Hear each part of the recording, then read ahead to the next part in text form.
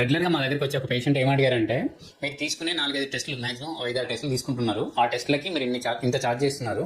అదే బయట నేను మొబైల్లో స్క్రోల్ చేస్తుంటే డిఫరెంట్ యాడ్స్ వచ్చినాయి. దాంట్లో 60 టెస్టులు, 30 టెస్టులు, 120 టెస్టులు అని ఇట్లా చూపిస్తున్నారు.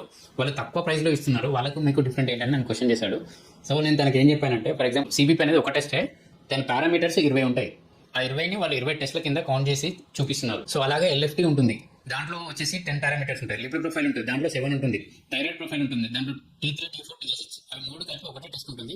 వాళ్ళు 3 టెస్ట్ల కింద చూపిస్తూ ఉంటారు. యూరిన్ ఎగ్జామ్ ఉంటుంది, CUE అనే కంప్లీట్ యూరిన్ ఎగ్జామ్ ఉంటుంది. అది వచ్చేసి ఓన్లీ 1 టెస్ట్, దాంట్లో 20 పారామీటర్స్ వరకు ఉంటాయి.